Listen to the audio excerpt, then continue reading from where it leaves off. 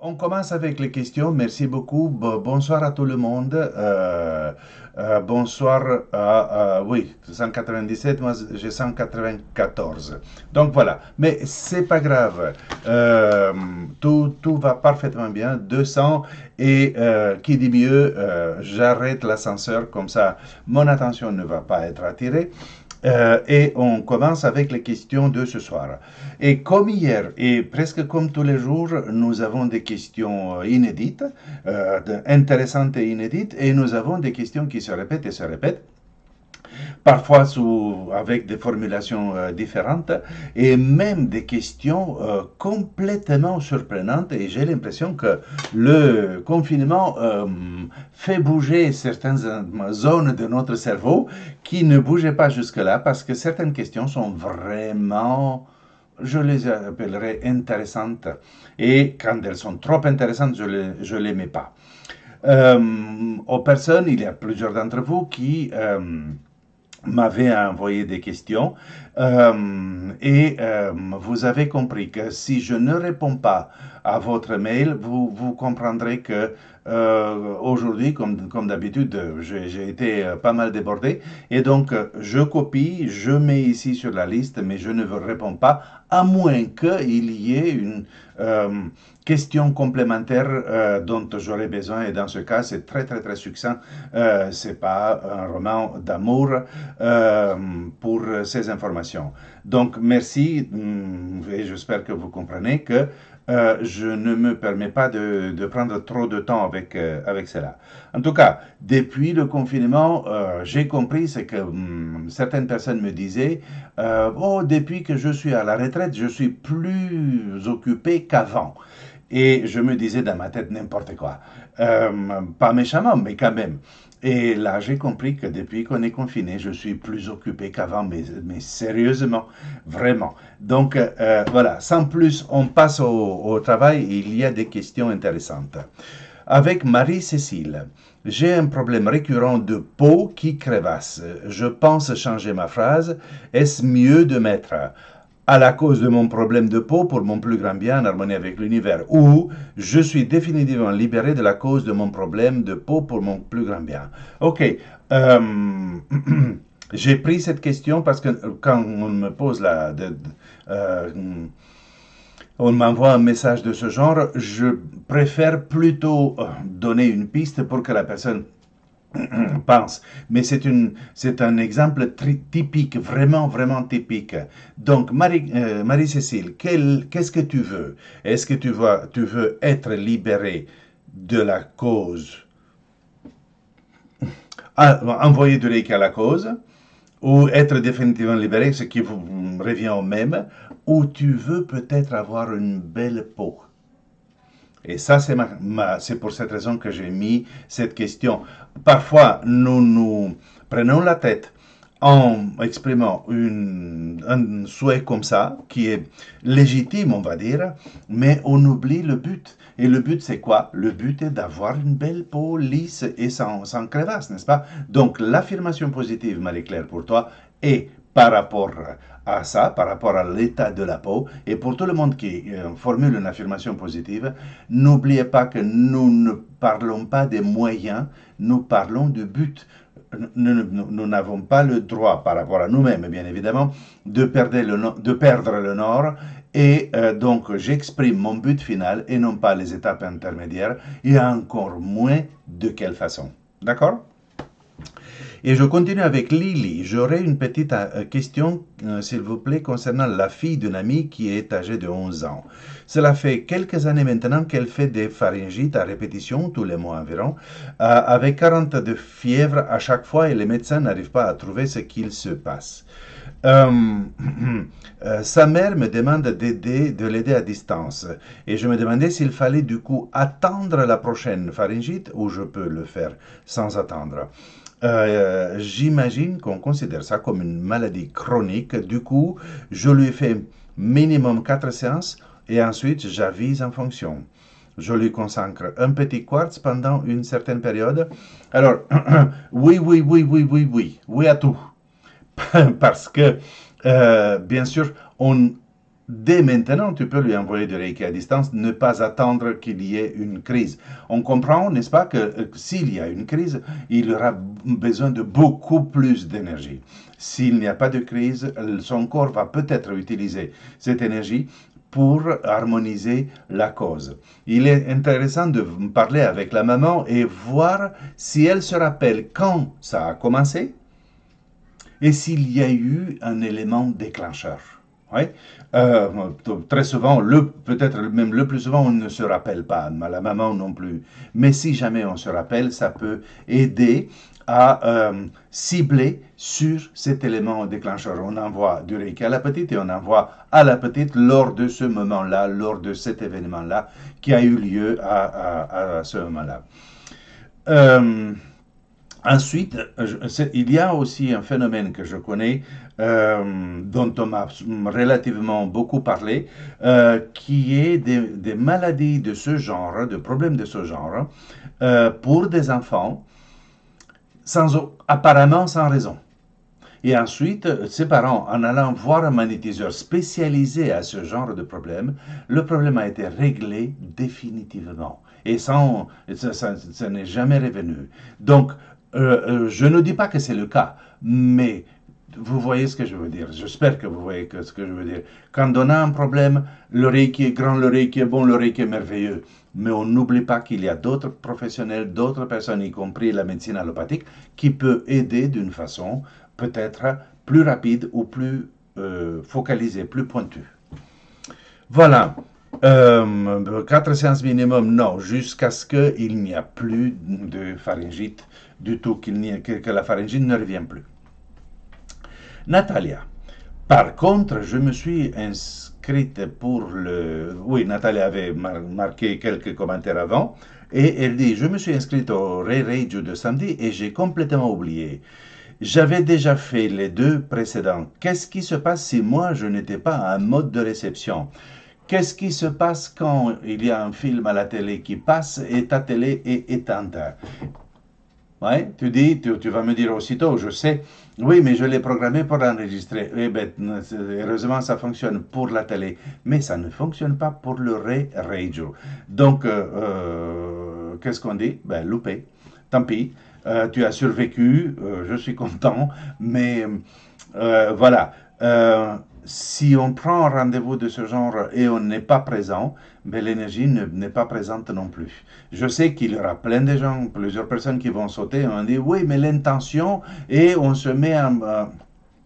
ok, d'accord, si vous voulez faire l'histoire de l'intention et de 300 ans plus tard, vous vous mettez en position et avec l'intention de recevoir le Reiju qui a été donné tel jour, je suis parfaitement d'accord qu'éventuellement vous pouvez vous connecter à l'énergie qui a été développée, à l'égrégore, à l'énergie qui a été créée pendant ces quelques instants, quelques minutes, mais ce n'est pas le Reiju même, c'est l'énergie du groupe. Et c'est pas pareil. Voilà. Virginie, plusieurs questions. J'ai participé au Reiju samedi. Quand je me suis couché le soir, j'avais des fourmillements dans les jambes. Quand je me suis levé dimanche, ces fourmillements s'étaient intensifiés sur tout le corps. En ressentant même au visage, j'ai été fatigué toute la journée. Mon mari m'a conseillé de faire une sieste car la fatigue se voyait sur mon visage, chose que j'ai faite. Ça, c'est un mari gentil. En écoutant dimanche les réponses aux questions, je me suis demandé s'il était possible que mon état ait un lien avec le Reiju. Peux-tu me dire si c'est possible? Et si oui, que faire dans ce cas? Alors, effectivement, c'est parfaitement possible qu'il y a une connexion. Mais en aucun cas, je ne peux le garantir et personne ne peut le garantir. Vous savez, ce que nous appelons des coïncidences, ça peut exister. Et chercher une cause ésotérique, spirituelle, énergétique, quand il peut y avoir une cause tout à fait terre à terre, euh, alors on peut le faire, mais c'est pas toujours adéquat. Donc, si ça venait du Reiju, qu'est-ce qu'on pourrait dire? Est-ce qu'on pourrait dire que tu manques un peu d'ancrage? Et si une personne qui n'est pas farfelue habituellement, mais nous avons tous des moments quand nous manquons d'ancrage, et dans ce cas-là, qu'est-ce qu'on va faire? Eh bien, vous avez le deuxième degré ou plus, le plus adéquat et rapide est de tracer le symbole de pouvoir sur la plante du pied. Donc, je le trace, mais mettons ça, c'est la plante du pied. Je le trace dans une position confortable. Je prends le pied, je trace et je dis le nom 3 fois. Je prends l'autre pied, je trace sur la plante du pied et je dis le nom 3 fois. Et normalement, ça stimule suffisamment le passage de l'énergie pour stimuler l'ancrage correctement. Si de plus vous avez l'initiation des pieds, donc cet ancrage va être stimulé encore plus facilement.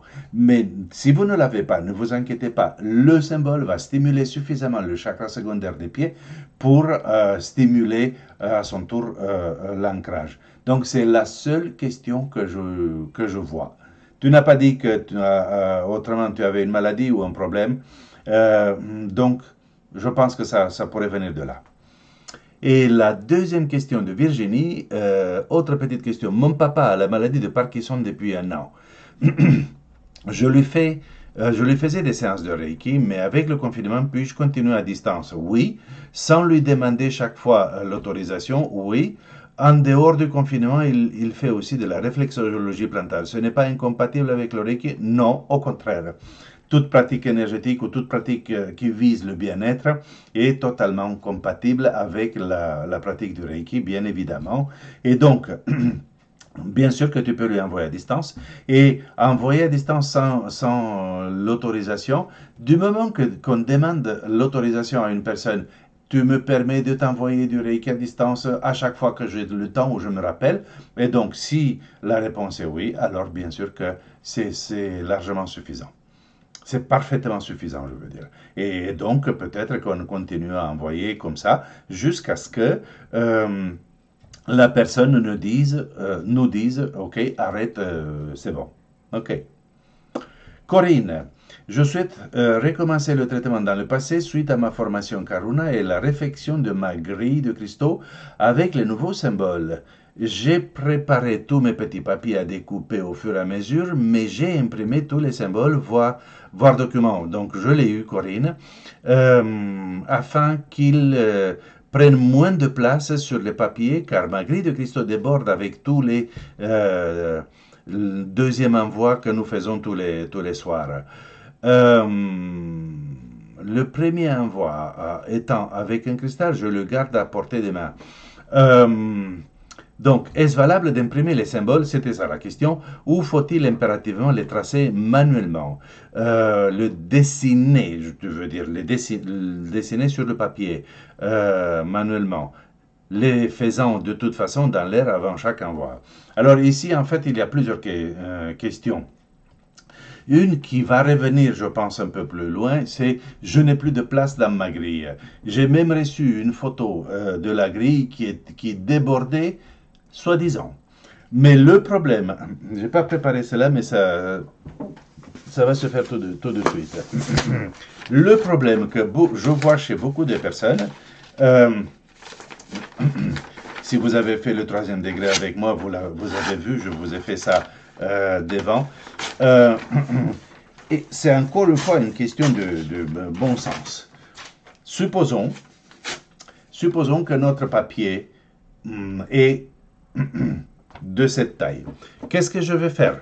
Je vais écrire le prénom ou la phrase. Et ensuite, en utilisant un stylo pointe ultrissimo fine, vraiment très, très, très fine. J'ai la place dans les pattes,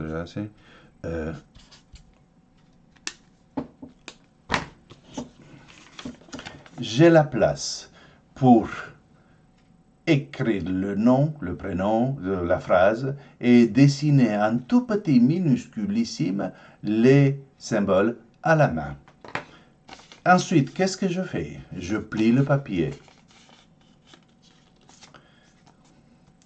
Je plie le papier. Et le problème de beaucoup de personnes, c'est quoi? Que j'ai plié le papier et regardez, très rapidement, il s'ouvre. Et si j'attends quelques instants, il s'ouvre encore plus. Et selon l'humidité ici, chez moi, c'est humide pas mal. Donc, au bout d'une semaine, les papiers sont plus ou moins comme ça.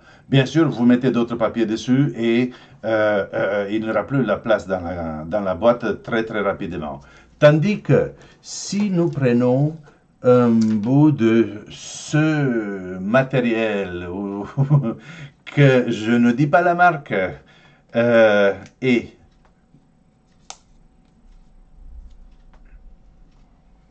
voilà le papier qui va rester comme ça à vie, n'est-ce pas? Et donc là, je peux poser tout dessus, les uns sur les autres, plein de papier. Vraiment, je ne l'ai pas inventé, c'est quelqu'un d'autre qui l'a inventé, mais vraiment, c'est 3 fois rien comme solution et vous avez gagné une place extraordinaire dans votre grille. Euh, donc, le risque de débordement n'existe plus. Ensuite, tu dis, le premier envoi est un cristal à part. Pourquoi? Si tu veux, il n'y a pas de souci, mais il n'est pas nécessaire que le premier envoi soit à part avec un cristal. Il peut être dans la grille. Le soir, tu le sors, on fait ensemble l'envoi et ensuite tu le remets dans la grille. Donc la question finale, est-ce que c'est acceptable d'imprimer les symboles? Tout est acceptable et tout est possible. Est-ce que ça te plaît de faire ces bouts de papier avec imprimés et avec une calligraphie qui n'est pas la tienne? Enfin, moi, comme je vous ai montré ici, je préfère vraiment que ça soit ma calligraphie avec une couleur que j'aime. Ça c'est un fuchsia approximativement et donc je fais un vrai grand effort pour que le papier soit pas beaucoup plus grand que ça peut, mais c'est peut-être pas beaucoup plus grand que ça, et les symboles aussi petits que possible, voilà. La deuxième question de Corinne, puis-je ressortir tous les papiers de ma grille pour les numéroter et les dater afin de faire un suivi, peut-être supprimer des doublons pour faire de la place dans ma boîte de cristaux? Toujours la question de la place, la réponse est oui. Tu prends le papier, tu l'ouvres, tu regardes de quoi il s'agit et tu le numérotes. Donc on met un numéro sur le papier ici à l'extérieur, tu le mets sur sur ta liste et point. Il n'y a pas besoin de dater le papier, mais dater sur la liste, n'est-ce pas? Donc, parfaitement. Oswald, qui a eu le premier prix, il porte le maillot jaune aujourd'hui parce qu'il a été le premier à apparaître sur ma liste. Je voulais savoir quelle est la différence entre les 3 systèmes Reiki, Reiki Usui Tibe, Usui Teate et Gendai Reiki Ho. Eh bien, ça, c'est une question qui me prendra à peu près 1 heure et demie pour l'expliquer tout en détail. Mais en télégramme, un mini-télégramme, on va dire comme ça. Le Reiki Usui Tibe est un système qui a été conçu à l'origine par William Rand, qui est mon maître de maîtrise, en distillant plusieurs systèmes qu'il connaissait à l'époque. Donc c'est ce que j'ai appris avec lui en 1994 quand j'ai passé la maîtrise avec lui aux États-Unis. Ensuite, ce même système, il a continué à l'enseigner tel quel. En ce qui me concerne, tel que j'ai expliqué, j'ai ajouté certains éléments que je n'ai pas appris ni lors de mon premier degré au deuxième, ni lors de ma maîtrise, notamment et tout particulièrement les techniques, toutes les techniques japonaises et donc des techniques complémentaires avec la pratique du Reiki. J'ai ajouté également le symbole du cœur, le symbole de la gorge et le symbole du dos. C'est pour cette raison qu'il y a une différence entre quand William enseignait toujours le Usui Tibe, il avait 6 symboles et avec moi il y avait 9 symboles. William n'enseigne plus le Usui Tibe maintenant, il enseigne le Holy Fire Reiki, qui est un système qu'il a conçu il y a 5-6 ans, voilà. Donc ça c'est le Usui Tibe. Usui Tibe, pourquoi? Parce que dans ce système, nous avons 3 symboles venant du Tibet, non pas du Japon, mais venant du Tibet. Et donc, on doit le dire clairement, et c'est le Usui Tibe parce qu'il y a ces 3 symboles dans le système. Usui Teate est le système conçu par Mikao Usui, Mikao Usui même. Et là, bien évidemment, il y a toutes les techniques japonaises que nous connaissons, et ainsi de suite, mais ce système est particulièrement intéressant parce que nous retrouvons le Reiju. Le Reiju, qui est la façon de Mikao Usui de faire les initiations. C'était ce que Mikao Usui donnait comme initiation. Le Gendai Reiki Ho est un système qui a été conçu par un maître Reiki japonais contemporain qui s'appelle Hiroshi Doi. Hiroshi Doi a été initialement initié, tout d'abord, pour commencer, initié par Mieko Mitsui, qui est une élève de Barbara Weber-Rey, qui est une élève de Takata. Et ensuite, il a évolué des années plus tard. Il a appris le Reiki occidental, donc déjà Mieko Mitsui, d'origine japonaise, mais américaine. Et donc, ensuite, il a appris le Reiki plus ou moins occidental. Il a ajouté des éléments japonais du genre wasabi et un peu de miso. Et il a conçu son propre système qui est entièrement cohérent, très intéressant. Donc, j'ose dire, je ne sais pas si c'est, j'espère que je ne me trompe pas trop, mais probablement 85% c'est du Reiki occidental. Il y a la philosophie et l'approche qui est orientale japonaise, qui est très très intéressante. Et le protocole d'initiation, c'est lui-même qui l'a conçu. Oui. On retrouve le mot Reiju chez Hiroshi Doi également. On retrouve le mot rage, je reviens sur ce mot parce que j'espère que vous, combien vous êtes, 400 en ce moment, j'espère que vous allez comprendre cette notion et que vous allez peut-être la partager avec d'autres personnes d'une façon simple et claire. Le mot reiju veut dire une action de don et de recevoir. Donner et recevoir, et on pourrait dire simultanément. C'est le mot qui est utilisé pour les initiations, sauf que ce mot a pris des nuances et dans certains systèmes, comme par exemple dans le Usui Teate, le mot Reiju signifie vraiment une initiation.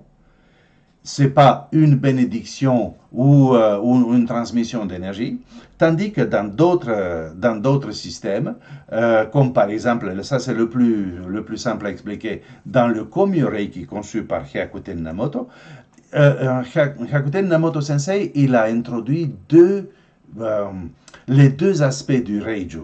Il y a un Open Reiju qui signifie bénédiction, transmission d'énergie qu'on peut donner à toute personne. Et il y a le Reiju normal qui a la valeur d'une initiation qu'on ne va donner qu'aux personnes qui veulent être initiées, n'est-ce pas? Donc on ne donne pas une initiation à une personne qui ne veut pas être initiée. Si nécessaire, on peut lui donner un Open Reiju, un Reiju ouvert, donc toujours dans le système de Komyo Reiki.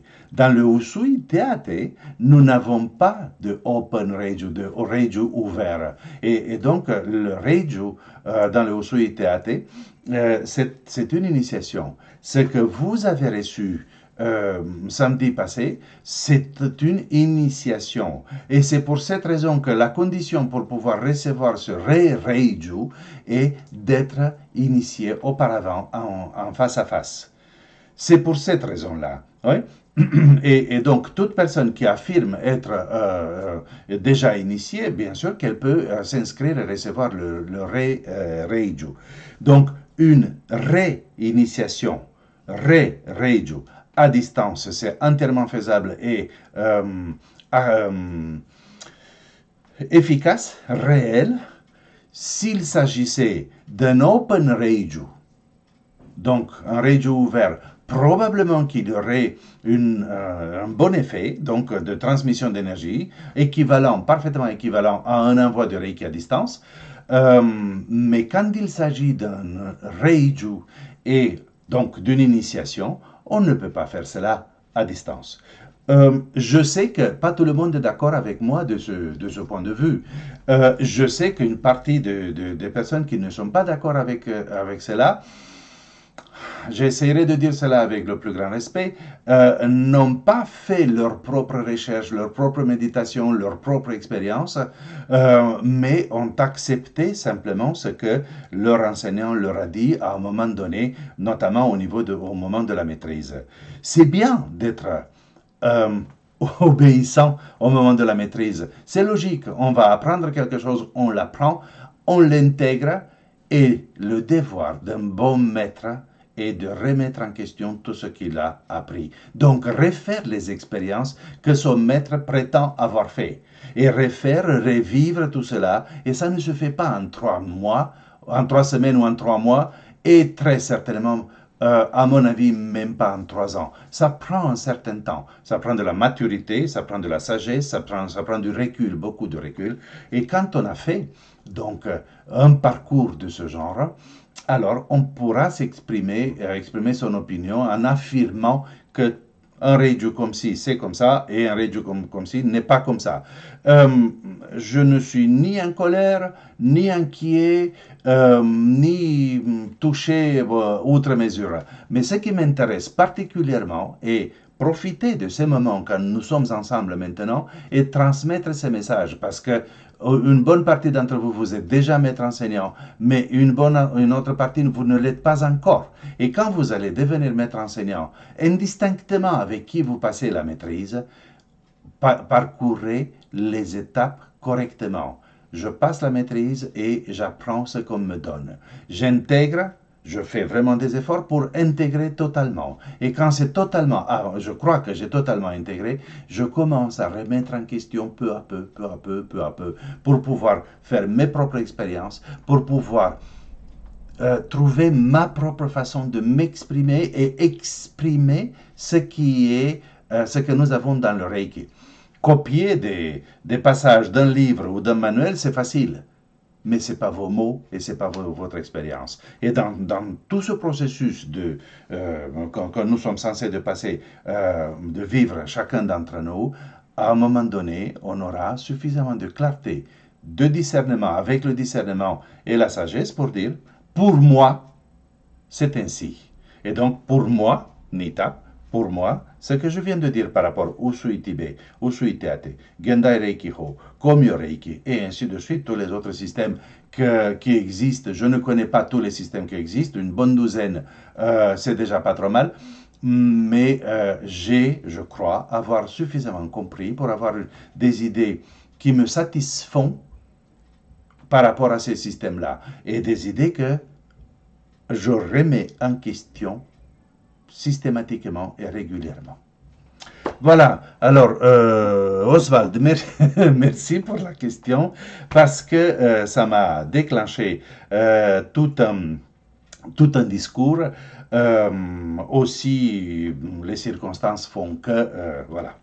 Ok, donc on continue. Laurent, j'ai cette année 45 ans, yes, et j'ai terminé mon Reiki dans le passé. Félicitations, mais je t'informe que la vie commence à 50 ans. Jusqu'à 50 ans, on ne fait que se préparer et ensuite, on vit à partir de 50 ans. Donc, jusque-là, on est des bébés, vous êtes des bébés, et toutes les personnes qui ont passé les 50 ans sont d'accord avec moi. Donc, je reviens à Laurent. Il faudra que je recommence en intégrant les années après mes 45 ans, c'est-à-dire que si jamais je décide de refaire mon Reiki dans le passé, il faudra que je passe en revue mes années après 45 ans, c'est-à-dire 45, 46, 46, 47, etc. Et donc, c'est le travail de toute une vie. Chaque année de ma vie devra être, elle, passée en revue. Eh bien, la bonne nouvelle, Laurent, est que oui. Mais la très bonne nouvelle est que quand tu vas refaire ce que je préconise, je me permets même d'utiliser le mot recommander. Je vous recommande de refaire le Reiki dans le passé. Vous l'avez fait une fois, on laisse passer 1 ou 2 jusqu'à 3 ans. On le fait une deuxième fois, on laisse passer peut-être 2, 3, 4 ans et on le fait une troisième fois. Et si vous voulez, bien sûr, vous pouvez le faire quatrième et cinquième et ainsi de suite. Mais la question est que dans 10 ans, l'effort va être 10 semaines de plus. Pas plus que ça, 10 semaines de plus. Donc, oui, ça ne me pose aucun problème. Et c'est que, pourquoi j'aurais pu répondre à Laurent simplement dans son mail. On se connaît, Laurent et moi, nous nous connaissons et nous nous entendons très bien. Et donc, j'aurais pu le faire. Mais la question est importante parce que je voulais souligner quelque chose.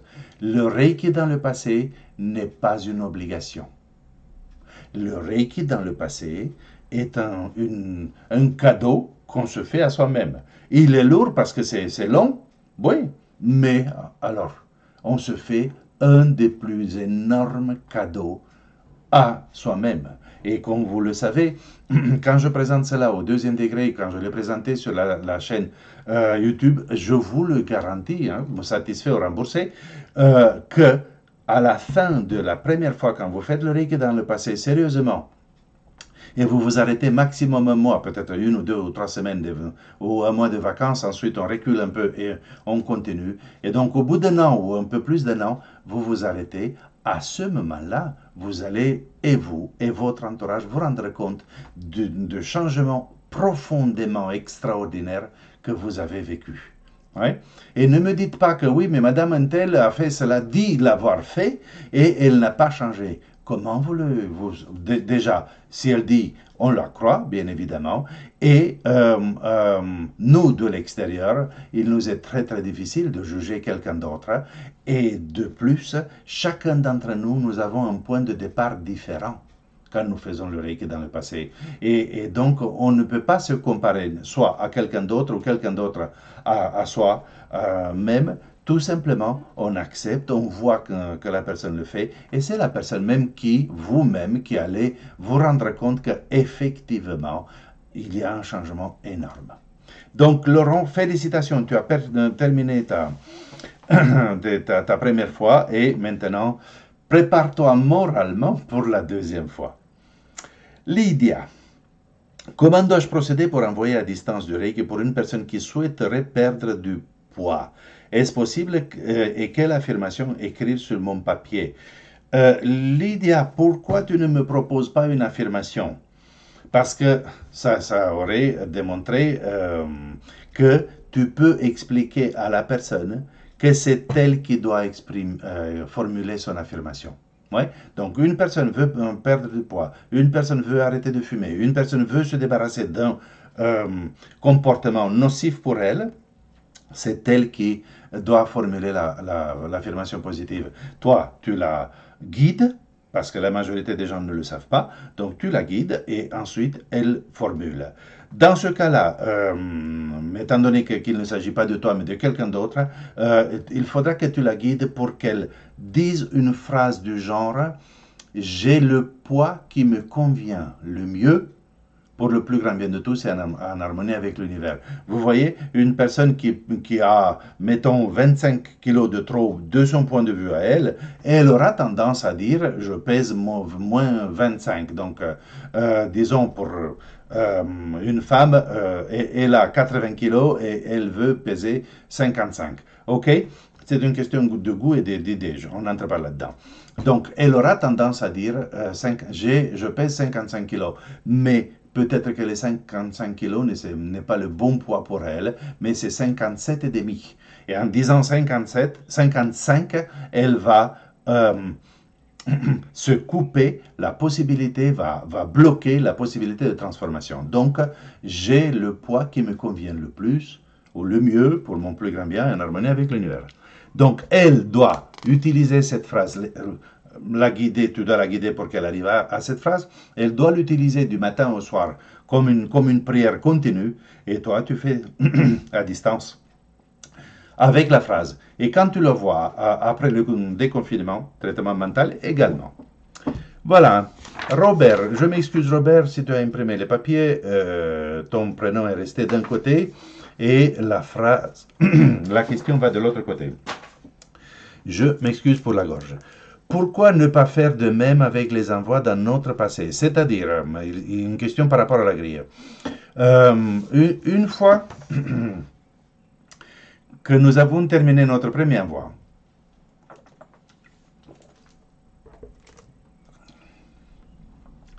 Papier chargé pendant 10 minutes en suivant rigoureusement le protocole. Pourquoi ne pas mettre le papier directement dans notre boîte où se trouve notre grille de cristaux et le laisser 21 jours?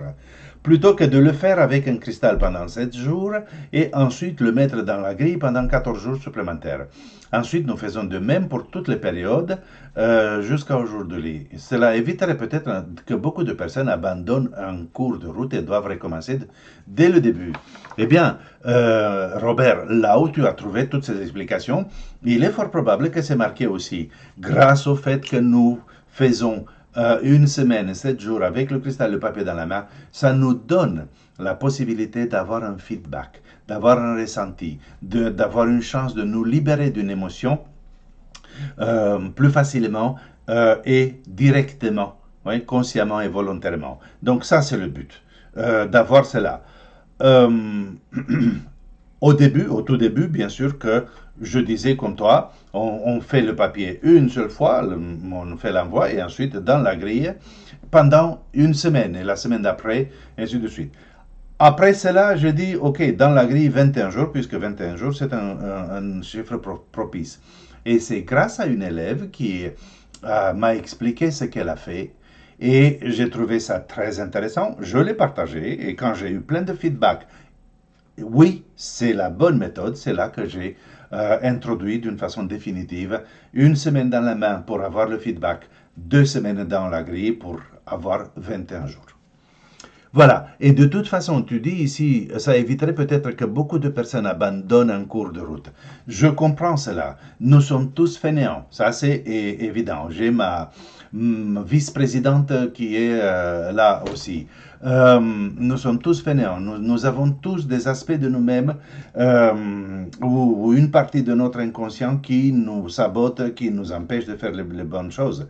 Mais tôt ou tard, une personne qui prétend être en chemin spirituel, qui prétend être en état de démarrage de l'éveil, alors elle sait ce qu'elle veut. Et qu'est-ce que vous voulez? Qu'est-ce que je veux? Je veux être heureux. Et pour être heureux, le bonheur n'est pas quelque chose qui nous tombe comme ça, c'est quelque chose qui se crée, qui se construit. Mais le bonheur ne peut pas se construire sur une base bancale, sur des émotions et des idées et des croyances qui sont, c'est du n'importe quoi.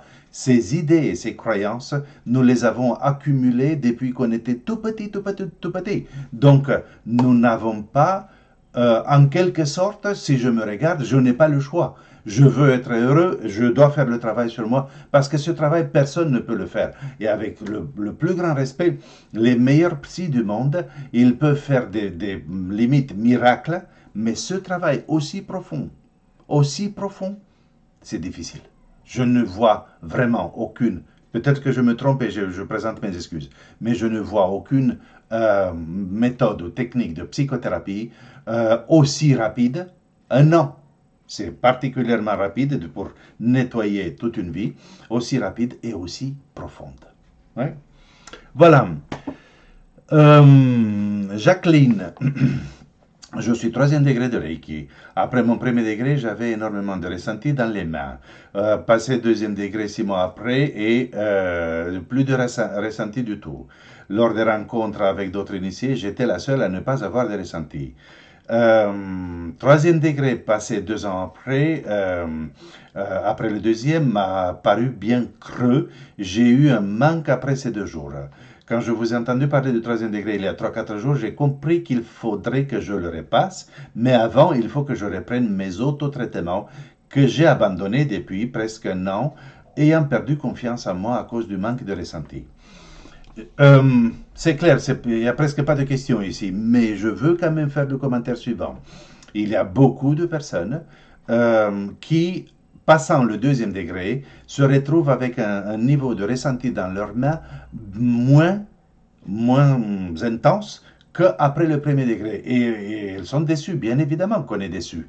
Que se passe-t-il? C'est tout simplement un problème mental.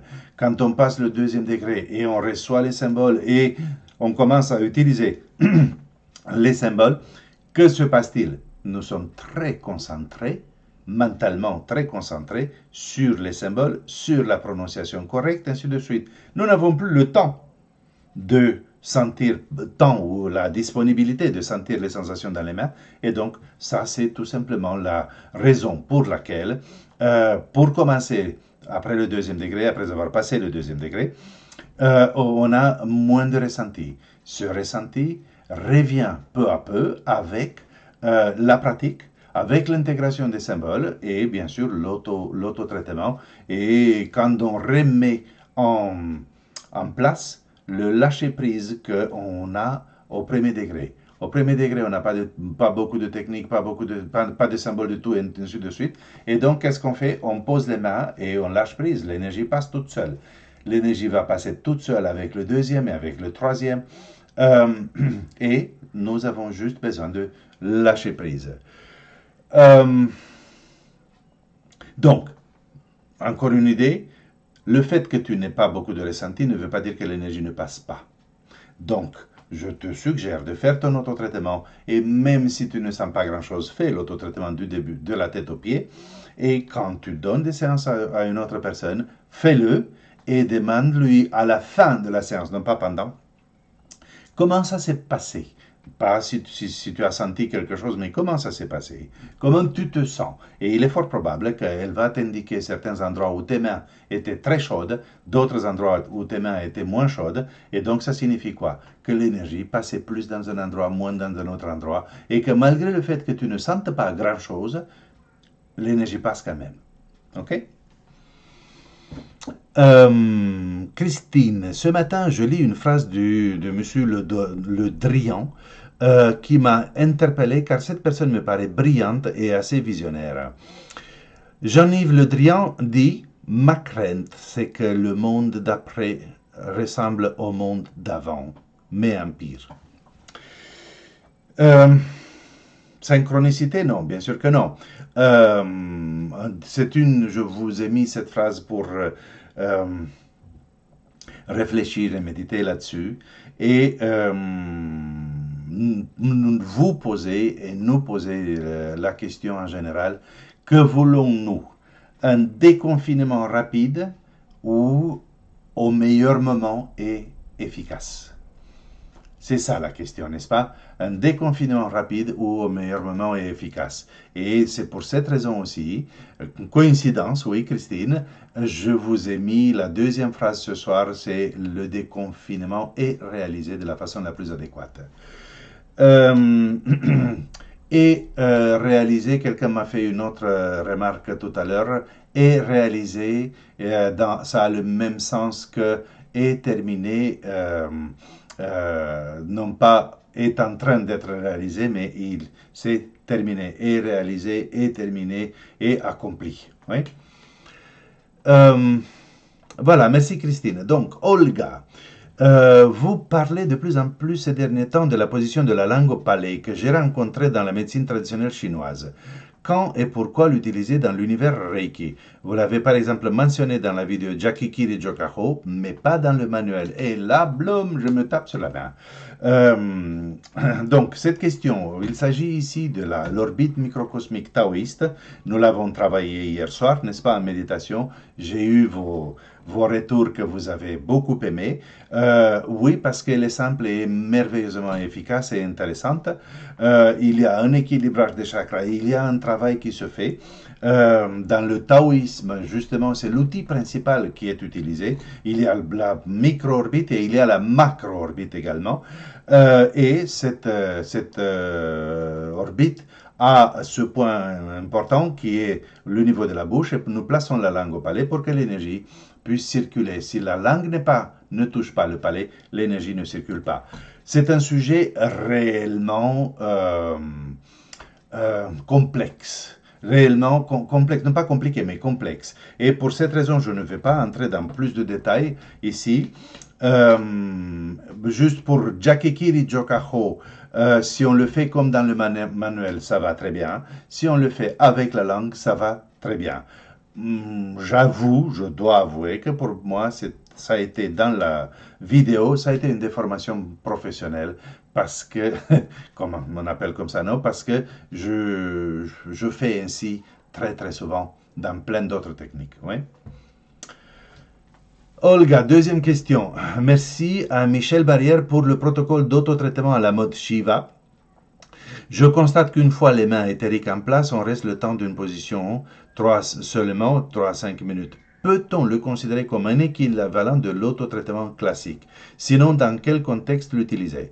Pour l'instant, j'ai fait donc l'autotraitement classique en laissant les mains imaginaires après chaque position et ai ainsi fait une position supplémentaire Shiva. Est-ce que ça a du sens? Tout ce qu'on fait dans son autotraitement a du sens. Vous vous placez dans une position ou d'une autre, vous ajoutez une position, vous enlevez une position, et ainsi de suite. Faites tout ce que vous voulez, mais faites-le. Ça, c'est le seul commentaire réel. Ensuite, d'après ce que j'ai compris, Michel, il fait son autotraitement en 5 minutes. Il pose les mains et plum, plum, plum, plum, plum, toutes les mains, et voilà, c'est bon. Mais je n'ose pas me comparer à Michel, parce que Michel, non seulement qu'il a des connaissances, mais il a une pratique qui est difficilement comparable à la pratique d'autres personnes. Et donc, c'est pour cette raison que je vous dis, sentez encore une fois, faites les 5 minutes de Michel. Si vous pensez que votre autotraitement est complet, que vous avez reçu toute l'énergie dont vous avez besoin, impeccable, alléluia, et vous terminez. Si vous voulez rester 10 minutes ou 5 ou 15 minutes ou je ne sais pas quoi, ben vous restez le temps que vous voulez. En tout cas, l'idée de Shiva, même si vous restez 30 minutes ou 40, de toute façon, l'idée de Shiva, elle est très très intéressante. Olga, Anne, j'ai enfin remis en fonction ma grille. Je n'ai pas avec moi le second cristal maître de secours. Quand, après le confinement, je pourrai le retrouver, suffit-il de l'activer en suivant la procédure ou faut-il refaire toute la grille et charger les 2 cristaux maîtres? Deuxième question, mais qui fait partie de la première, ces 2 cristaux maîtres doivent-ils être rechargés chaque jour? Eh bien, Anne, c'est pour ça que je te disais que ouais, parce que tu as fait une jolie petite ratatouille ici. Le deuxième cristal maître est en attente au cas où le premier se casse ou on le perd. En attendant, j'ai un cristal maître que j'utilise quotidiennement ou tous les 2 jours. Le deuxième cristal maître reste là en attente. Donc, je n'ai rien à faire. Il a été nettoyé dans de l'eau salée comme les autres cristaux au tout début. Alors, si un jour j'ai cassé ou j'ai perdu le cristal maître que j'utilise et j'ai besoin de prendre le deuxième, ben alors je le prends, je le passe sous l'eau et je procède comme d'habitude. Ouais? Donc, ne te mélange pas les fourchettes ou je ne sais plus comment on dit inutilement. Alors, il est 18h50. Encore une question, on va voir. Laurent, c'est un autre Laurent. Pour une intention Reiki dont le motif serait urgent ou très important, est-ce que le fait de charger non pas un cristal mais 3 cristaux par exemple avec le papier améliorerait l'intensité ou la rapidité de l'action par l'énergie Reiki? A priori, oui. On considère que oui. Que quand il y a 2 ou plusieurs sources d'énergie qui envoient simultanément au même destinataire, que bien sûr qu'il y a plus d'énergie qui est réalisée. Mais à partir d'un certain moment, c'est la personne qui décide, vous vous rappelez, qui décide combien d'énergie va passer. Et ça peut faire comme une sorte d'entonnoir. Je ne dis pas qu'il ne faut pas le faire, mais que vous compreniez bien le processus. On met à disposition une très grande quantité d'énergie à la personne et elle va prendre ce qu'elle est disposée et ouverte à prendre. Deuxième question. Ma maître enseignante de votre lignée nous a conseillé de refaire la grille et la réactiver tous les ans. Si je la recharge tous les jours et que les cristaux ne bougent pas d'1 millimètre, puis-je la garder ainsi des années sans avoir à la reconstruire? Voilà, donc c'est ta maître enseignante, Laurent. Même si elle est pas, si elle est de ma lignée, elle ne fait pas partie du club des fainéants, je vois. Parce qu'elle préconise de faire cela. Je ne comprends pas pourquoi il faut recharger, refaire la grille tous les ans. Ça signifie tout décoller, tout rincer les cristaux, refaire la grille. J'avoue vraiment que je ne vois aucune utilité. Bien sûr que si on l'a fait et on défait et on refait le même jour, ça ne pose aucun problème. Mais si votre grille est activée, vous la rechargez tous les jours ou tous les 2 jours, tout au plus tous les 2 jours, votre grille, dans 150 ans, sera toujours active. Josette, ma question concerne l'envoi de Reiki à une situation pour une autre personne. Situation. Ah, ça c'est intéressant. Adèle Dupont, nom fictif bien évidemment, va être mutée à l'île XY. Mais étant donné le contexte actuel, le transfert de dossier semble un peu compliqué. Sur le papier que je rédige à cet effet, il y a les deux modèles ci-dessous. Quelle est la formulation adéquate? 1. Adèle Dupont. Les services administratifs de l'île XY ont reçu mon dossier professionnel dans les délais exigés pour le plus grand bien de tous et en harmonie avec l'univers. Et j'ajoute sur le papier le symbole 1, 2, 3 et 4. Je ne comprends pas. Bon, je le dis après. Deuxième possibilité, les services administratifs de l'île XY ont reçu le dossier professionnel d'Adèle Dupont dans les délais exigés pour le plus grand bien de tous et en harmonie avec l'univers. Symbole, bon, et on ajoute le symbole 1, 2, 3, 4. Alors, Josette, c'est quoi le symbole 1, 2, 3, 4? On n'a pas le droit, on ne va jamais utiliser cette appellation parce qu'on ne sait jamais, quand tu me dis le symbole 1, de quel symbole s'agit-il? S'agit-il de symbole de distance ou de symbole de pouvoir? Et ça, même si tu dis, ben, tu vas dire immédiatement, mais c'est le symbole de distance, évidemment. Non, mais l'autre moitié des gens qui nous écoutent vont dire, non, c'est le symbole de pouvoir. Donc, on n'utilise jamais 1, 2, 3, 4, on utilise les symboles, les appellations que nous avons qui décrivent par leur nom, qui décrivent l'action principale. Donc, appellation conventionnelle. D'accord? 1. 2. Qu'est-ce qu'elle veut, Adèle Dupont? Est-ce qu'elle veut que le dossier soit reçu ou est-ce qu'elle veut être mutée? D'après ce que je comprends, elle veut être mutée, n'est-ce pas? Bah, alors, pourquoi se casser la tête et perdre le temps à parler du dossier au lieu de parler de la mutation?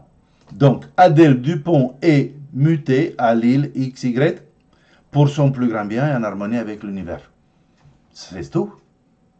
Donc, en faisant référence au dossier, comme j'ai dit tout à l'heure, nous faisons référence aux moyens et aux étapes intermédiaires.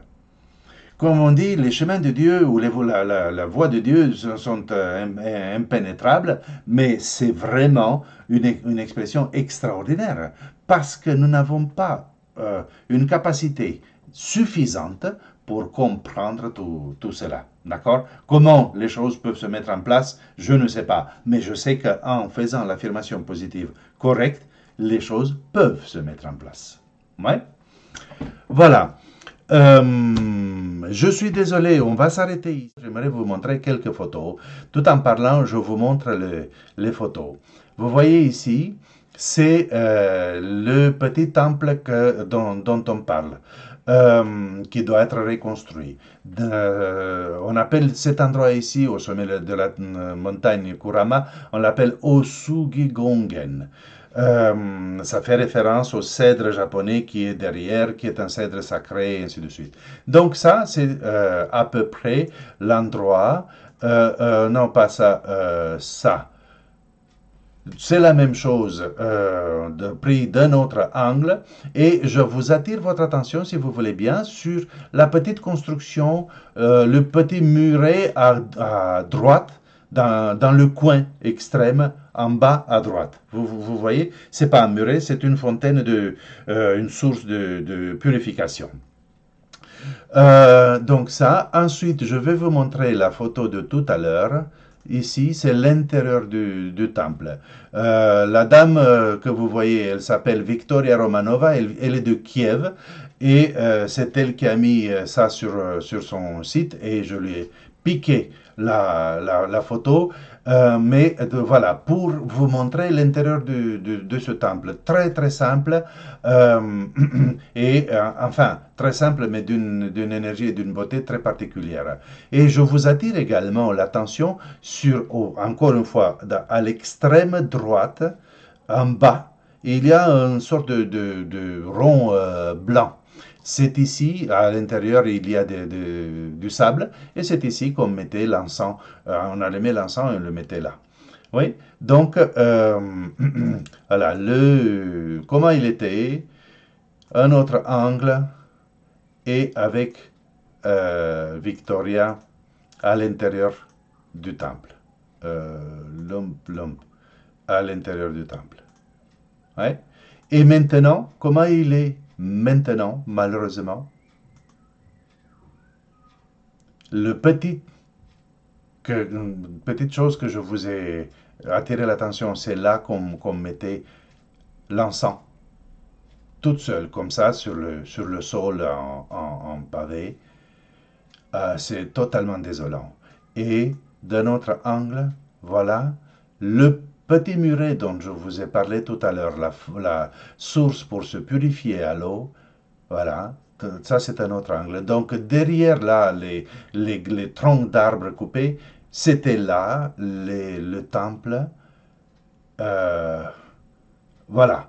Même maintenant, en regardant, c'est une très grande émotion parce que vous avez ça. Et ensuite, vous avez ça. Ou ça. Donc, pour cette raison, je voulais prendre ces quelques minutes pour vous montrer ces quelques photos. Moi, je vous dis merci beaucoup pour ce soir. Passez une bonne soirée et à demain.